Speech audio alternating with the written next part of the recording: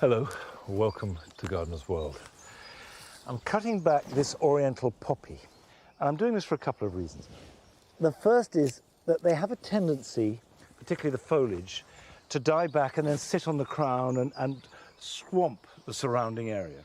And even though the seed heads look lovely, if I cut them back hard, I will get regrowth. And by doing it now, I create a bit of space that I can plant around, and then the light and the air that I'm creating will mean that we'll get regrowth of foliage and sometimes, occasionally, regrowth of flowers too at the back end of summer.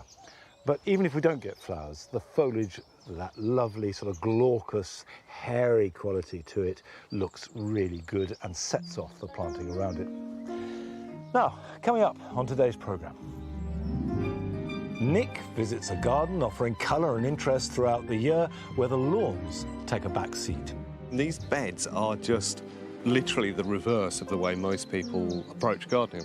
Do I want to look at a rectangle of lawn with the plants around the outside? No, this is what I would like to look at. We meet a gardener who is simply in love with all roses. My favourite rose would be Sombroy. You said apocryphy. I did, but I like anything with the name Rose in front of it, if I'm honest. Sue's preparations for Hampton Court go into overdrive as the day of the show draws ever closer.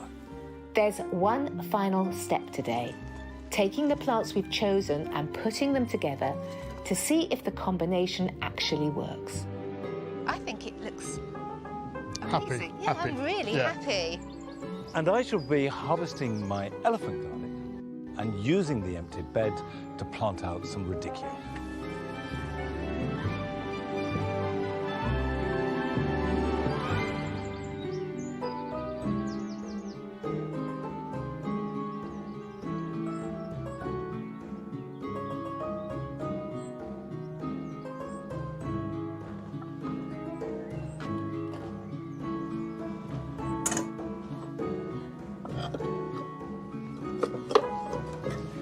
Last week, I planted up these regal pelargoniums as part one of my plan to use this greenhouse to create a particular display in the summer months. And then in the winter months, it houses the succulents, which it does very well.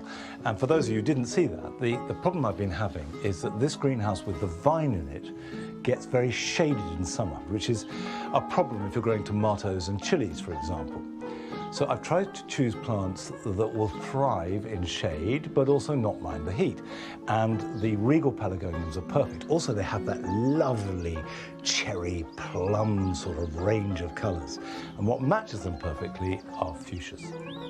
And I went to Gardener's World Live a couple of weeks ago and selected a few rather special ones to add to this project. Now, the first is the one that looks least like a fuchsia. This is Fuchsia arborescens, and you can see that the leaves are rather bigger. The flower head looks like a lilac. It certainly doesn't look like a fuchsia, but it is, and it behaves like a fuchsia. Fuchsias fare best in mild conditions, round about 13, 14, 15 degrees. And for example, in here, it's now 28. But I've mitigated that by having good draft. So if you're going to grow them in a conservatory or in a greenhouse or even on a windowsill, make sure you can get plenty of fresh air. Now, the second one, which I've chosen, is this, because it's got such tiny flowers. It's called Cherry Pop, and these flowers are full grown.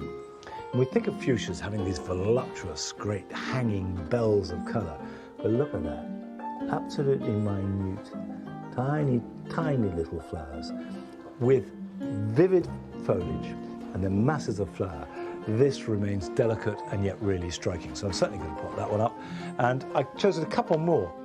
I was attracted to this one, which is called Brian Breary, because of the stems as much as the flowers. Now the flowers are this, again, very delicate, small pink flower. And apparently this will grow to 4 foot tall. And like all fuchsias, this can be cut back hard. That will mean that the new growth will have the best colour. Now, finally, I couldn't resist this. Doesn't look like much, does it? But this is called Patty's Love, and it's got delicate little flowers. It will grow bigger, but I'm growing it for Patty.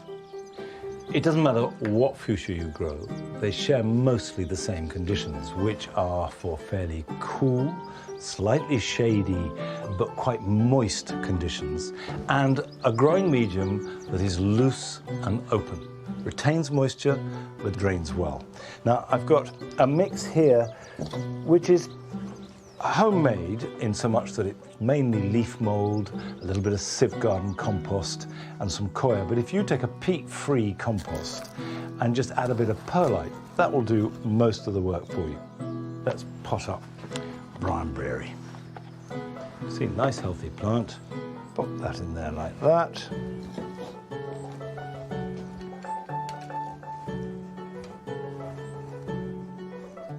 So there we are, that's Briarberry. Now, I will pop these up, but I've also bought some less unusual ones. This is a fuchsia called Bella, and what makes it slightly different to some fuchsias is that the plants face upwards more than they droop, so you can look down on them and enjoy them. And I've got a pot which I think they'll look really good in.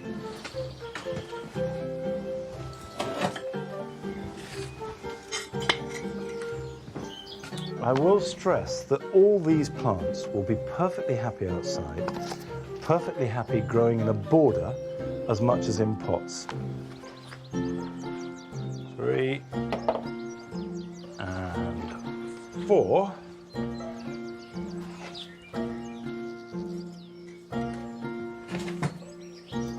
Right, a little bit more in there.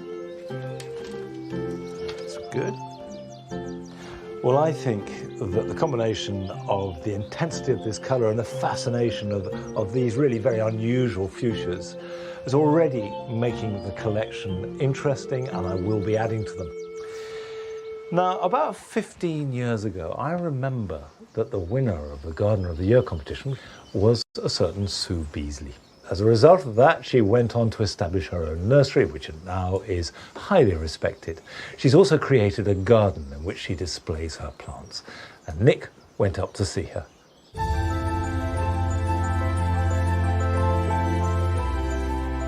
If you dream of a garden full of colour and interest year-round, you'd be hard-pressed to find a better one than this. Swathes of wispy grasses float in arching sprays, catching the sun, and through their vertical stems, flashes of colour. Sue Beasley is an award-winning nurserywoman specialising in perennials. Back in 2007, she started designing this naturalistic garden, playing with drifts of these hard-working stunners. When you arrived at this garden, Sue, it was a blank canvas, right? And this is glorious. So how did you get to this point? The first project I did was these 2 big square borders. Just carved them out of this vast lawn that was here before and got stuck in and planted them up purely with perennials. And actually, most of the key plants that are in here are exactly what I planted in that first year. Wow, well, it looks fantastic. And I mean, these beds are just, they are literally the reverse of the way most people approach gardening. Of course, the bog standard is lawn in the middle, beds pushed out to the outside. It quickly became really obvious that the plants were absolutely thriving. These perennials, which some people say, oh, you have to stake them because they collapse, they don't, because they're out in full light rather than up against a hedge with light on one side. They just stand upright, they don't need staking. I mean, I can see just in front of us here, this geranium, which could, in a traditional side border, flail around and become a bit lanky. Actually, it's being held up by the Phloemus and by the Baptisia either side of it, and then contrasting beautifully with them in terms of flower form and colour. So that's perfect. And the lovely thing about growing the plants in the open, quite apart from the fact of what the plants themselves do, is it gives us the option to walk round and see all these different combinations and see them with different lights behind them at different times of day. For a lot of people, they feel, well, that's fine, Sue, you've got a big garden, you can do that. Well, this border in front of me is 10 metres by 10 metres. It's quite a typical back garden size. So if I was standing here at my future kitchen window, do I want to look at a rectangle of lawn with the plants around the outside? No, this is what I would like to look at. And I am now an absolute advocate of put the paths around the outside, put the plants in the middle, in effect turning the standard model of an English back garden, if you want to look at that, on its head. There's a real practical element to this garden, and one of the gardening principles I'm most passionate about is successional planting. And I can see immediately that Sue is a like-minded soul. So this is our entrance border. It's one of the first things people see when they walk into the gardens.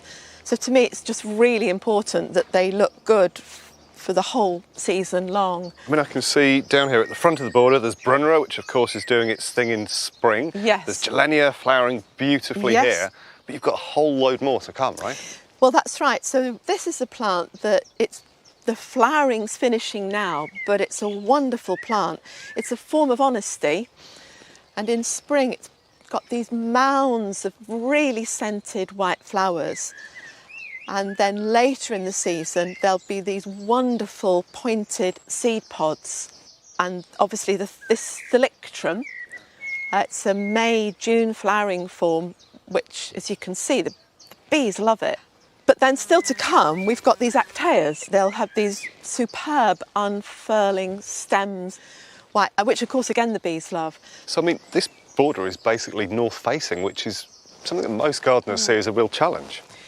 It's slightly northeast facing, so it does get the morning sun. If what you've got is an east or northeast facing border, a lot of plants really like that slightly softer light. Actually, these plants are really thriving with just that little bit of dappled shade and just that bit of sunlight in the morning. But it's not just successional planting that Sue's used so effectively. If you want a garden to deliver every day of the year, you need plants that work with you. This Phlomis is a truly year-round perennial. Right now, it looks fantastic. It's got these sort of primrose yellow flowers ranged in whorls up the stem, and it's absolutely covered in pollinators. And these will last for a couple of months or so through summer. And going into autumn, it loses its leaves, but it holds on to these stems and to the old flower whorls, and they just get better and better as you go into winter. They get gradually darker, so they show up against the snow, and they come with an extra bonus. These old flower whorls hold on to seeds, so they provide food for birds, and they also provide hiding places for lots of overwintering pollinators. As well as the structured formal areas, there's one part of the garden with a much looser, wild feel. But, as ever, there's a huge amount of planning that's gone on here under the surface. So we've been looking at the glorious long flowering perennials in your borders, but actually as a meadow, this is equally long flowering, right? Yeah, it was just plain lawn about 10 years ago, and it was just sown from seed on sort of stripped the turf off and just sowed it, and it has worked out really well. And so these are all native British plants. I mean, I'm noting an absolutely key species in here, which is the yellow rattle, which of course parasitises the grass roots, right, and kind of keeps the grass suppressed so the floral species can come through. That's right. We can always tell where the yellow rattle is even from a distance because the grass is so much shorter. And I'm noticing just over there, Geranium pratense. And I mean, if you want to cheat a meadow, something I've done in the past is to allow an area of lawn to run wild and then slot in potted perennial plants that naturally grow in meadows. And of course, this is one of our natives. It naturally grows in this environment and it looks great. It does look great. I have to tell you that I didn't drop that one in for effect. That has just arrived naturally from seed around. And that's what happens with meadows, isn't it? They evolve themselves once they've been given a chance to get started.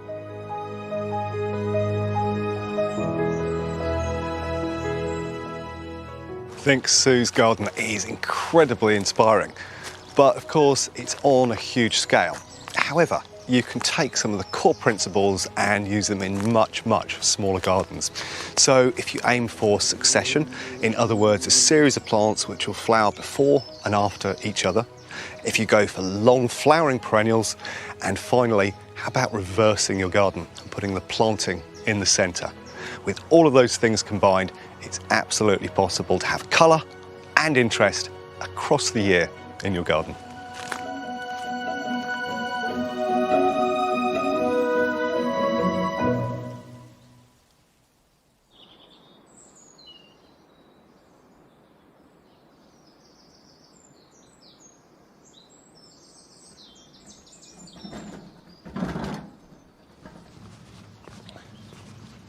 I'm interested in what Sue was saying about plants in full sun need much less staking. Certainly here in the grass borders, we don't stake very much.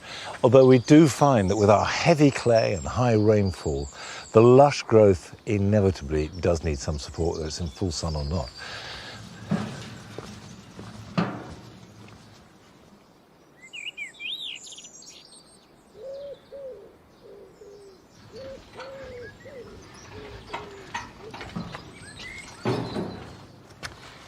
This is a bed of elephant garlic. And now we've reached July, it's time to harvest it. In fact, I could leave it another couple of weeks, but because it's starting to turn yellow, that's a sign that the bulbs aren't getting any bigger. And I need the space, so I'm going to harvest them now. Now, you can see elephant garlic, which is actually technically a leek, is big, much bigger than normal garlic, and milder. And it's become very popular in the Don household. And there's something about the size of these bulbs that is very satisfying. And they break into individual cloves, the bulbs, and they store very well as long as you let them dry. And that is important. So what you do is lift them out with a fork. Never yank them out the ground, because when you lift them, you want to keep the roots on them. And that's because the roots are attached to the bulb via a basal plate. And if that gets damaged, then it won't store.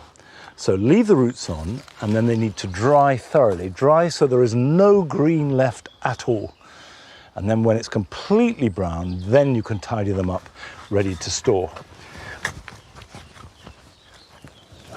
And this applies completely to garlic as well as elephant garlic. By growing them in a raised bed, I get better drainage. And you can see these are little bulbils coming off the side of them, and they will create new plants, and do if they're left in the ground.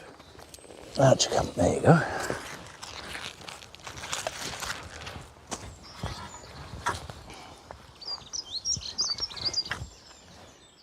These now need to dry out. Now, if I didn't need this bed, and if I knew it was going to be dry for the next week, I'd just spread them out on the surface and they're dry in the sun. However, there is rain forecasts in a couple of days' time, and also I found that the greenhouse at this time of year is at its emptiest. So that's why I'm going to take them. And then I'm going to get some compost to dress this bed, reinvigorate it, ready for planting out the radicchio. But before we do that, it's time to visit the first of your gardens this week, which is in Surrey.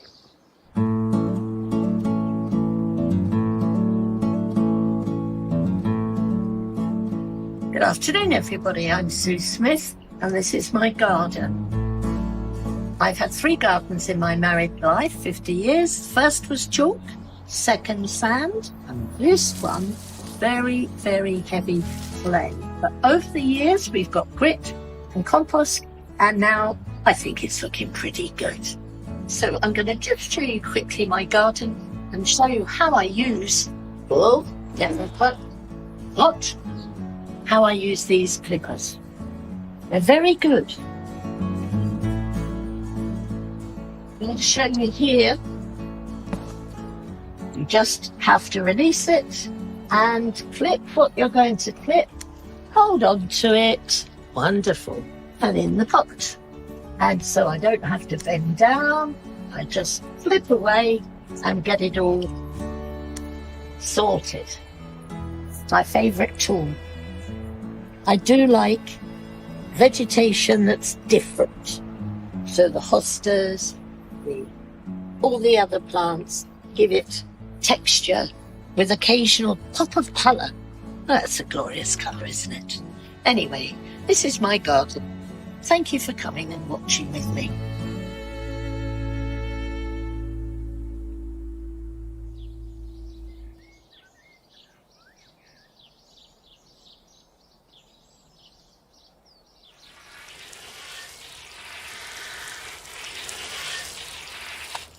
Well, I think your garden looks great, Sue. Now, I have spread the compost, worked it in, planted out the radicchio. Now, the life cycle of this is that I sowed this about 6 weeks ago.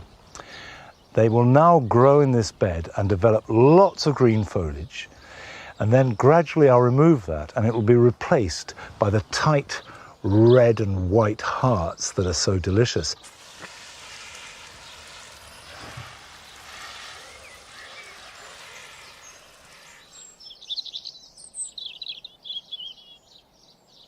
The container veg is doing fine, doing well actually.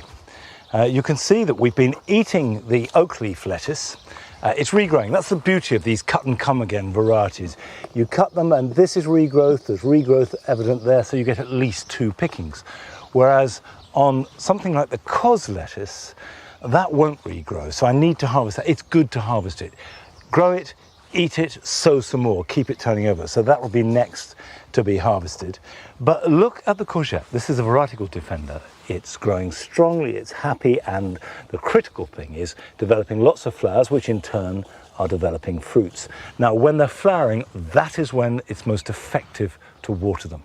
So if you see the flowers, give them plenty of goodness. The tomatoes, which we're doing this trial with, of different types of grow bags, a bit early to say which is doing best, but they're all looking pretty healthy. And I'm supporting them using this system here, which was a homemade clothes rail, which wasn't very good because when I put the clothes on, it fell over. So that got put to one side and has sat outside a barn for the last 2 years or so. And suddenly in the middle of the night, I thought, I know what I can use that for. So that is good. We can tie the canes on and these are supported. Now, at this stage of the year, it is really important with cordon tomatoes to remove the side shoots. These are the shoots that grow at 45 degrees between the stem, and here's a good example, there's the stem, there's a leaf, and there is a side shoot growing out at an angle. And because they're at 45 degrees, they're very vigorous. And they do bear fruit, but not so much as the shoots that come off the main stem. So what they do is they basically take vigor from the plant, and you can just pinch them out like that. And if you do that regularly, they never get too big, and the plant puts all its energy into growing nice and tall with really good trusses of fruit. And you can see they are beginning to form. We are getting some fruit here. Now, at this stage of the year, it's getting a bit late to sow seed for some things. If you want to grow leeks, for example, the moment has really passed to get a decent crop, certainly this autumn. However, garden centres do sell quite a lot of different veg, and I've got some leeks here. What I'm going to do is to break them up and plant them individually in a larger pot. I've got a recycled, quite large pot because we want some depth for these, and I've added some garden compost to my normal peat-free potting compost, so there's extra goodness. Now, if I take some out, if I just push on there we go. There we go. So we'll break these up, so tease them apart, that's it. And then just plant them in little clumps. And I'm planting them quite deep because what goes underground will blanch, which means that the green will turn white, and that's much sweeter to eat. So I could just pop that in like that, which is why a deeper container is a good idea. Very important to keep leeks well watered, but they're no trouble. So leave these and they should be ready to harvest somewhere between September and January. These are a really hardy vegetable, so great for leaving in the ground over winter. But let's not talk about midwinter when we've got summer around us, and we should be enjoying the very best of it while we can. So we went to visit Sheena Poole in her garden in Somerset, where she positively revels in roses.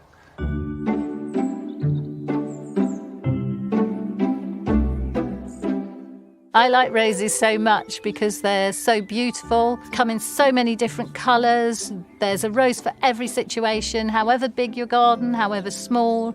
They're romantic. What more can I say? I just couldn't live without them. My mum always loved gardening, and especially roses, and I think that was passed on to me. The pretty pretty rose in my front garden, which is a deep pink centrifolia, which you can see in this bouquet, came from my grandmother's garden. And then my mother took a cutting and that transferred to her garden. And when she died, I had to take that with me. And that moved twice now, and it's now here in my front garden. It's got the most glorious scent, and it's one of my absolute favourites. If you're going to transplant a rose from your garden, though, you need to dig that up in February and move it then, and then you'll have the greatest chance of success.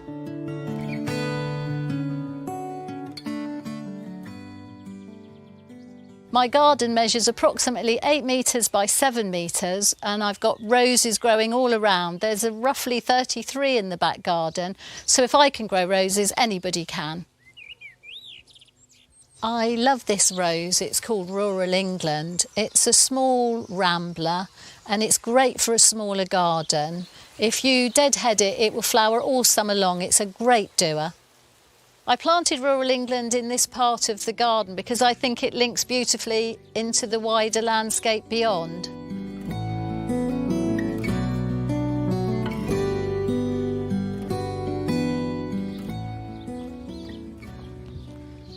This is another great rose. It's a floribunda called Cream Abundance, and it flowers and flowers its heart out all summer, but you do need to deadhead it. So when I deadhead, I take it back to that first leaf node like that. But don't expect them to flower in the first week. They'll take 3 to 4 weeks to come back into flower, so you have to be patient. It's a beautiful rose. One of my favourite roses of all time.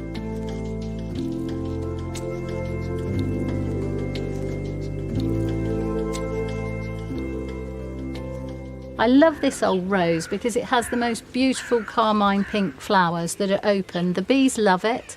It has a lovely form. The foliage is really healthy. It's called officinalis, or the apothecary's rose. It was used in ancient times. They used to extract the essence from it for medicinal purposes. It never gets black spot. It's a beautiful, beautiful colour, and it's got a beautiful myrrh scent. Another thing I really love about this rose is the archetypal rosebud. It's so pretty. It has such a special moment in time. Officinalis, or the apothecary's rose, is my favourite rose of all time.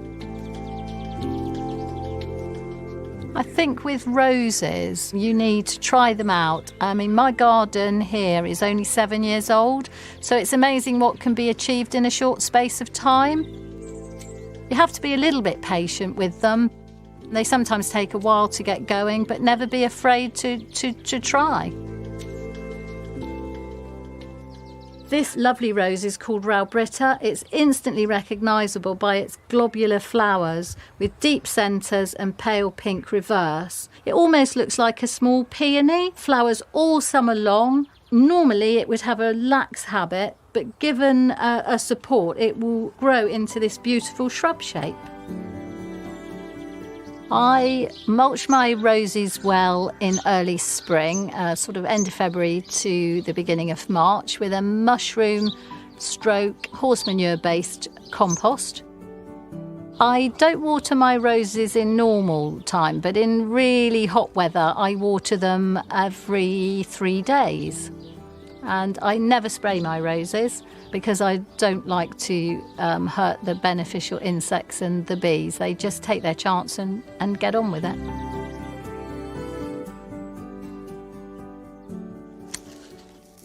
Generally, roses like sunshine. There are roses that tolerate shade, but they need light and space to be happy.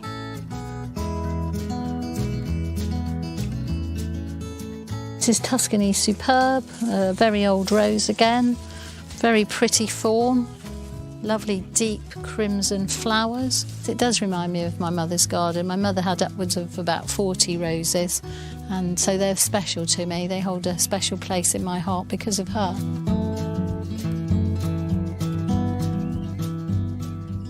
This lovely rose is Zephyrin Druin. It's a great climber. It has a wonderful scent. It has a lovely open flower. You can see that the stems are virtually thornless. You do have to deadhead it because it's a repeat flowerer, so it keeps going all summer. It will flower in the shade and in the full sun, so it's a rose really worth growing. My favourite rose of all time would be Sombreuil. It's a climbing hybrid tea, and the rose is just such a beautiful form and scent, and it looks like scrunched up tissue paper. You said apocryphy earlier. I did, but I like anything. I like anything with the name Rose in front of it, if I'm honest. They're all beautiful, and it's like choosing between your children, isn't it?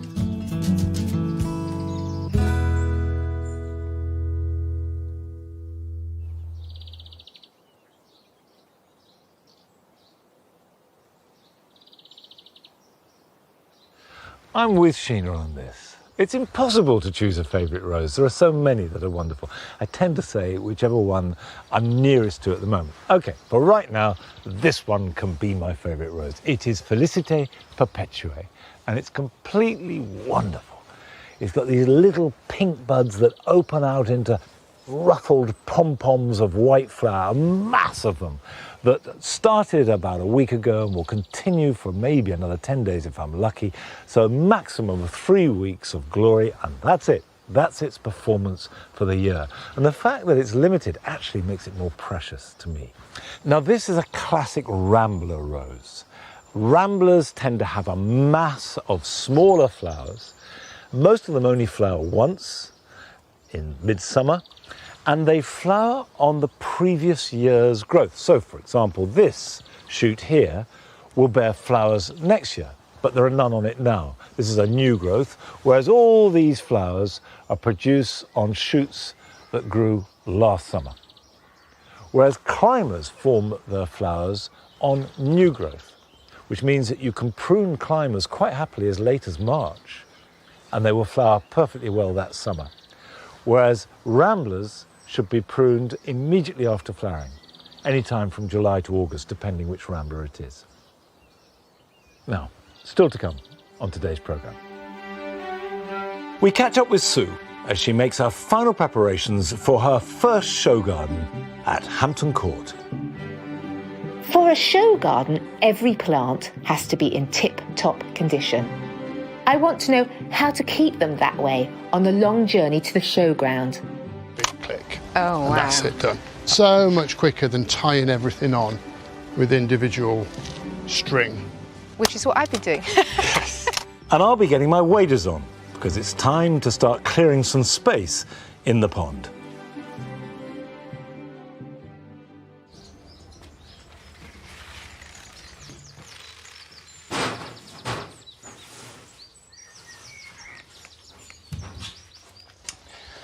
But first of all, we're heading off to the Netherlands for the second film that you've sent to us. Hello, I'm Marcel Bartels from Holland. I've been watching Gardener's World for almost 30 years. This year we made our garden even more beautiful by splitting and replanting all the plants we collected the last 12 years since we lived here. I made the borders from straight lines to curved lines. I made even borders in the middle of the lawn, so you can walk around it and enjoy the view to the flowers and the colors from every side. This geranium, Oxonianum, I divided this spring and is now looking good as a group of flowers. I made this year bath for the birds, and I made it from some old materials like this old planter, some blocks of wood and some stones to make it look better. And it's also very nice to see the birds take a bath.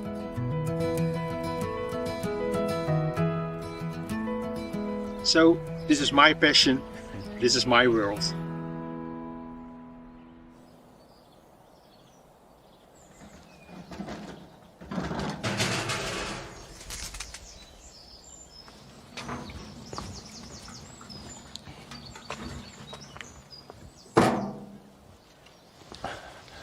Well, thanks very much for sharing your garden, Marcel. And you make the really good point. which is that although gardens inevitably change, they change from day to day and season to season, and plants grow and the weather changes, sometimes you have to be the agent of change. Sometimes you have to be very proactive. But this part of the garden that goes outside the back door, which we call the spring garden, is the least changed of the whole of Longmeadow. It's remained looking really good in February and March and April and then into May, and by the end of May it's losing its oomph, and by June it's over. So now is the time to do housekeeping for spring plants. Now this geranium, this is Geranium Phaeum, really good for dry, shady spaces. Needs to be cut back hard. It'll be radical, it'll create a lot of space, but it will regrow and will reflower. So just get in here and cut really close to the ground, like that. And we can just pull that out.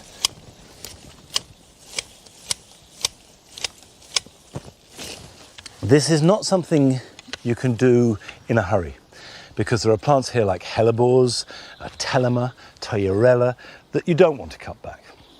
So you just have to do it plant by plant in a sort of steady way. There's something very satisfying about seeing it as a process. So this needs to come in here. This is cow parsley. Now, I love cow parsley and I never want to get rid of it. But all of this I need to pull up, or at very least cut back. It's an annual. The seeds have fallen or are falling. We know there will be lots of cow parsley next year. We've never been without it. So I'll cut this back.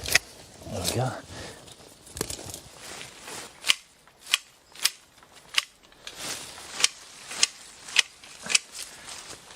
And the crucial thing to remember about all these spring flowering plants is that they flower while there is light.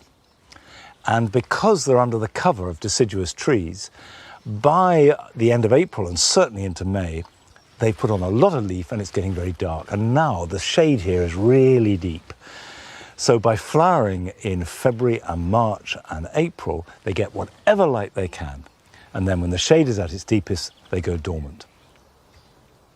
And if in July you can get it all cleared and let it rest, just leave it alone, that's fine. Then in August you start to get that growth underground, and late August and September are really good months for planting in a spring garden, and that's what I'll be doing when we reach there.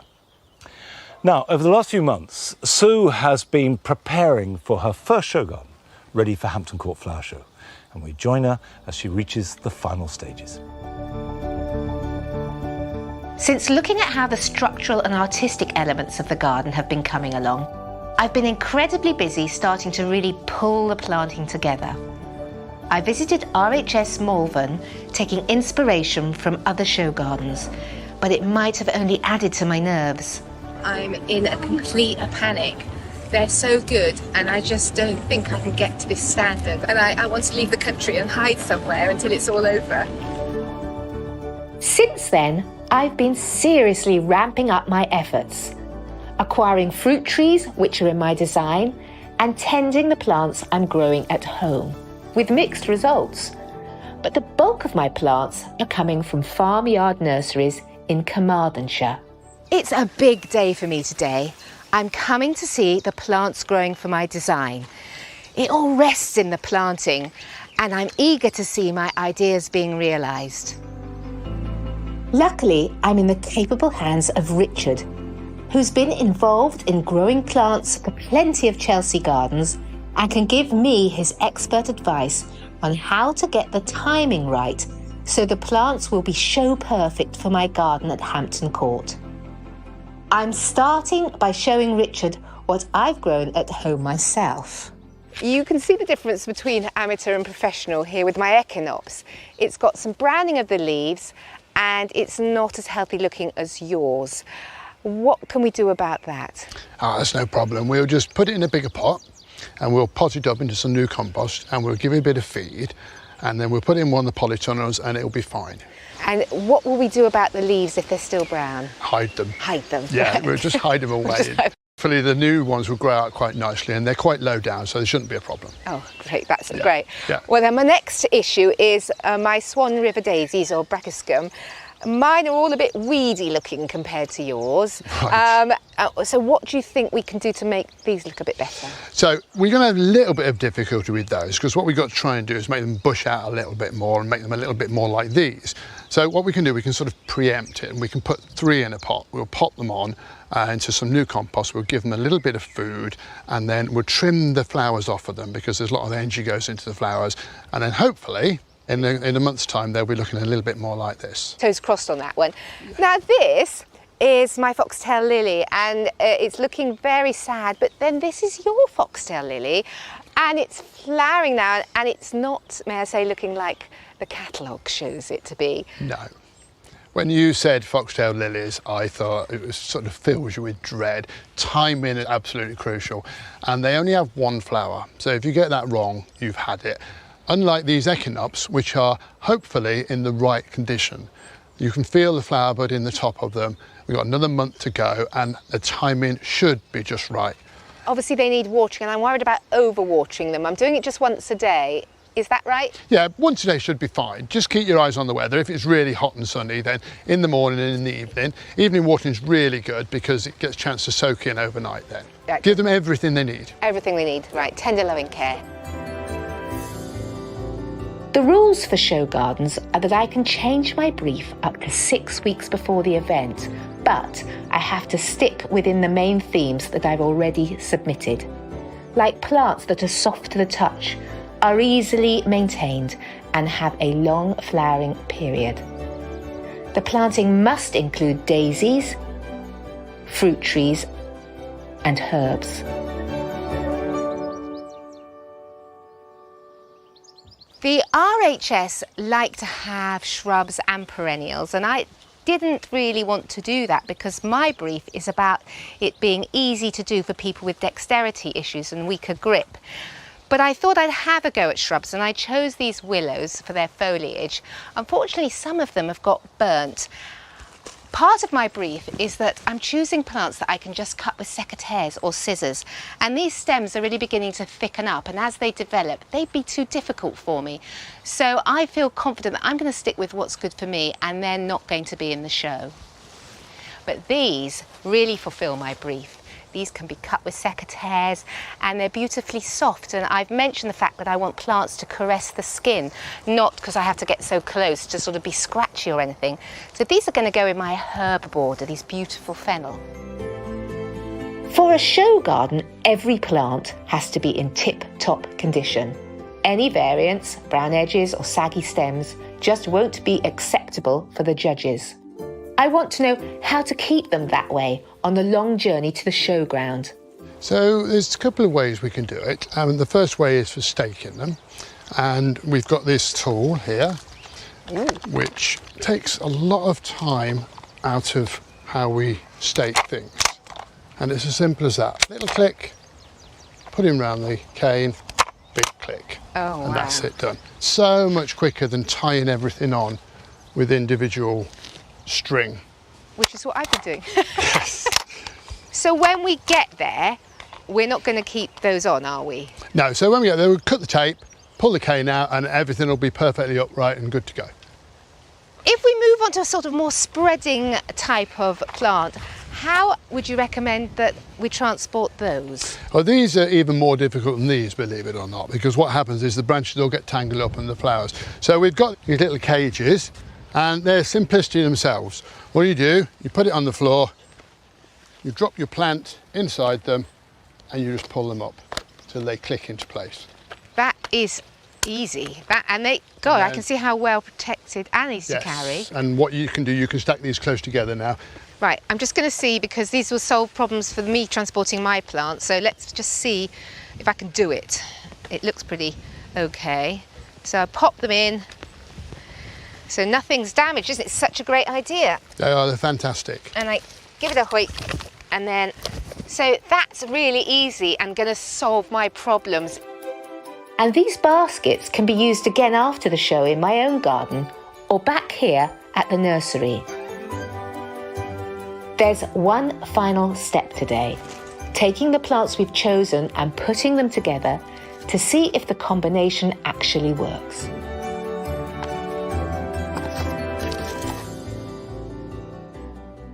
I feel mightily relieved because I couldn't imagine it at all until we've done this. I've just got to think, does it fulfill the brief? And I've got that row of daisies because I need a row of daisies at the back, which will be lovely. All the plants that we've chosen are definitely cuttable with scissors or secateurs.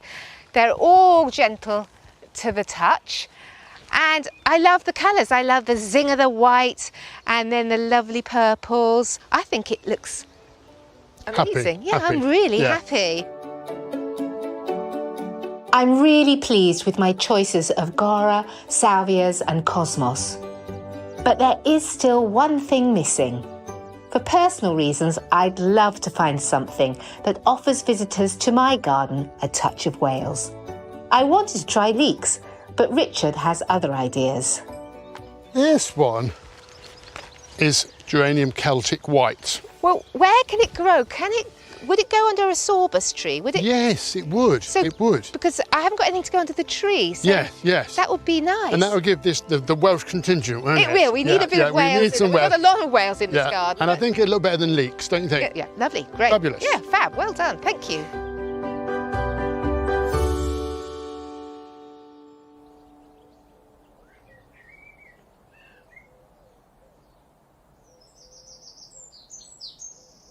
Well, it is Hampton Court Flower Show next week.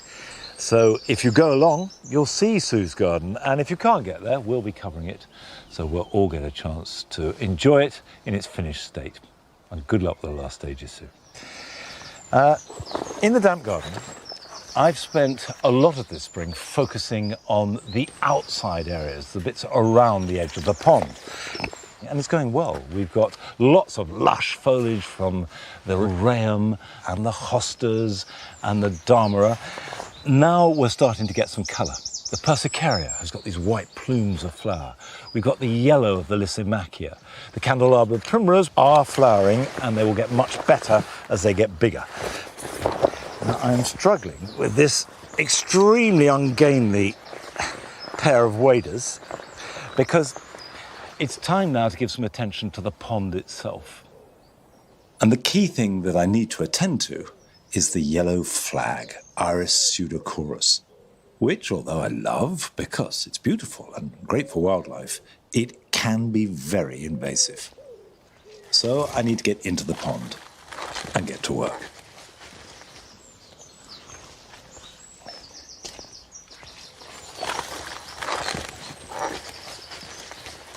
You can see it's quite a mat.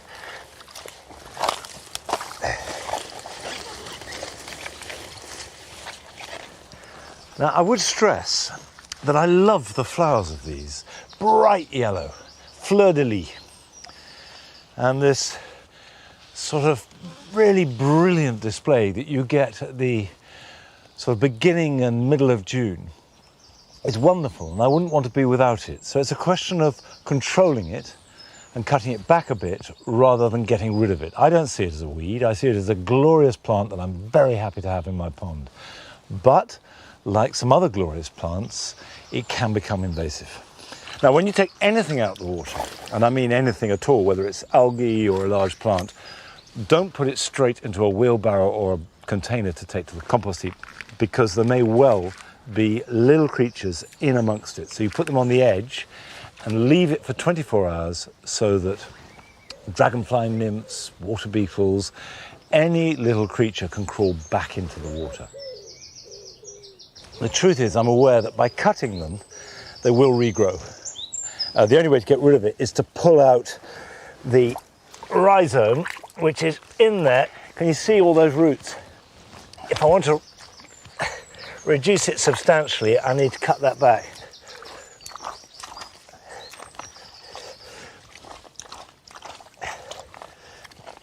There we go. See that? There you have a mass of root in there, and these great fleshy rhizomes. Can you see where I've cut? There. And that will reduce them a bit.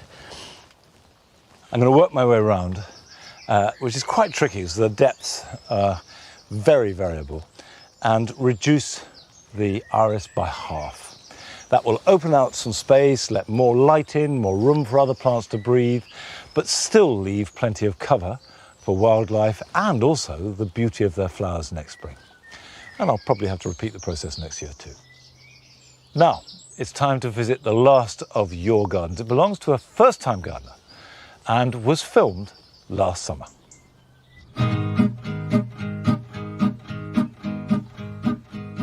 Hello, I'm Marie-Claude and I live in Manchester in the city centre. I bought this house 4 years ago. The garden was a builder's done. I had never lived in a house. I always lived in flats, so I didn't know what to do with the garden. I asked my husband if he wanted to do some digging. He said yes, okay, so fortunately. Sometimes I'm raked in as a free labourer, digging and stuff and pruning. The garden is now full and I still go to garden centres. And when I go there, I always go with the intention of not buying because there is no more room in my garden. But I always come back with little plants, maybe sometimes it's bigger. But this is why this garden is full now. When I designed my garden, I wanted to have islands with different plants in them and pathways. I have grandchildren and I thought that would be nice and playful for them to walk between the plants. I'm quite happy with the design. It started 4 years ago on paper and I still have the same design. It's just more full, that's all. I planted some fruit trees and they were that high when I bought them. Look at them now. They are the apples from my apple tree. And I'm going to make a crumble for you tonight. I hope you enjoyed following me in my garden. Gardening has been a pleasure for me and become a passion. And even if you're a beginner like me, you can still enjoy it. So I encourage you to do it. Cheers!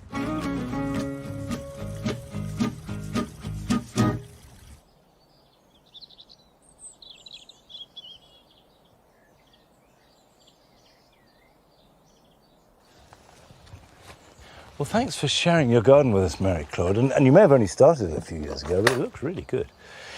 Now, this revolting bucket is potentially comfrey tea.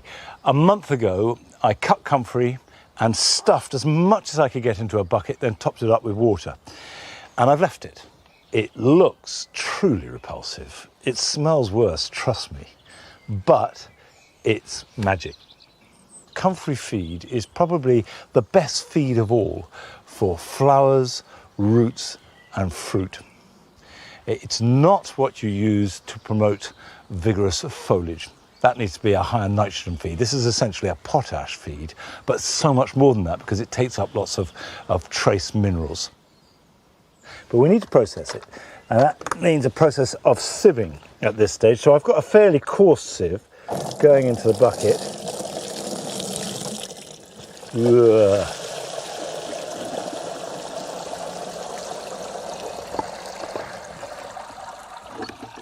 Okay, well, we'll put this back in here now. And that can go on the compost heap.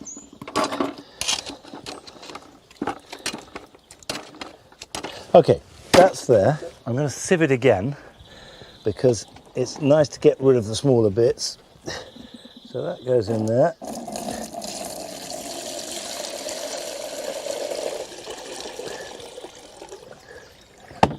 Right, we'll tip that out into there. So what we have there is a concentrate. I've got a homemade funnel here, which I hope works. And so we will just funnel it into the container. So this needs diluting. And it's easy enough. Just I've got a watering can which I keep full so it's at the right temperature. Then it's simply a case of adding the comfrey concentrate so that it's approximately 1 part comfrey to 20 parts water.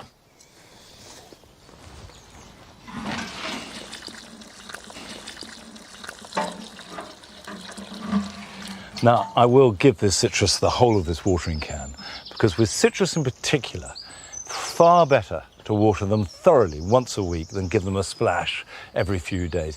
By and large, that's true of all plants too. Give them a soak, not a splash. And if you combine the feed with the watering, that's easy. We have Feeding Friday, when all the major pot plants get a water and a feed. Right, that's my job. So this is diluted.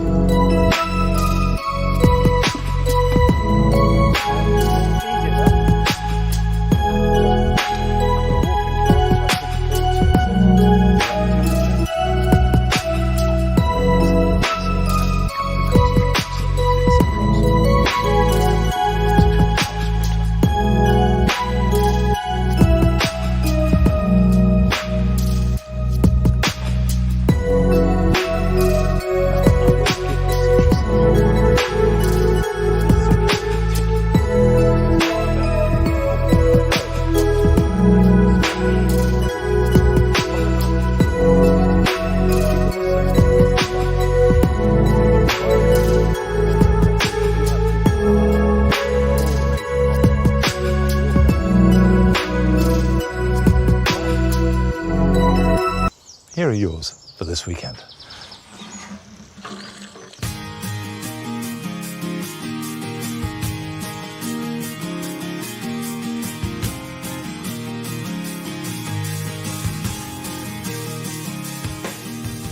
Soft fruit, like these Morello cherries, are ripening fast, but the birds often get to them before they're ready to be picked.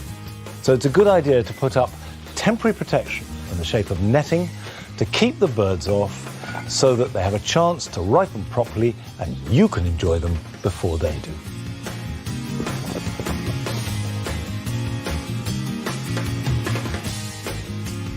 Florence fennel is delicious, but grows best in warm weather. So sow the seeds now, and I think it's a good idea to do it into plugs so you don't have to handle them too much. Put them somewhere warm to germinate, and they should be ready to plant out in about 5 or 6 weeks' time, and then to harvest in September and October.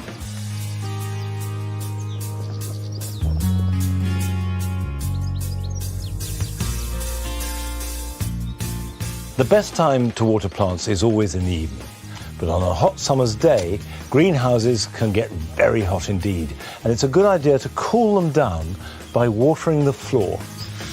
Give them a liberal soaking, and this will not only cool the temperature, but also increase the humidity, both of which will be good for your plants.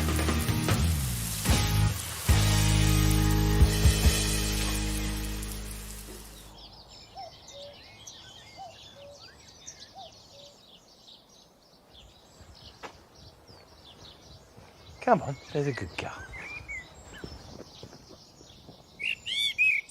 Throughout the year, we try and share with you as much horticultural advice, wisdom, experience, sometimes some failings, as we possibly can, so you can make your gardens as good as they can be. But there comes a point in the gardening year when all of that pales into insignificance around the sheer loveliness of gardens. And now is that moment. So my advice to you, based on a lifetime of horticultural experience, is stop and just enjoy your gardens. Give yourself to them and let the garden give itself to you in all its summertime glory. Well, that's it for today. And next week is the RHS Hampton Court Garden Festival. Now, the team will be there, and we have a programme next Thursday at 9 o'clock coming from the flower show. Till then, bye-bye.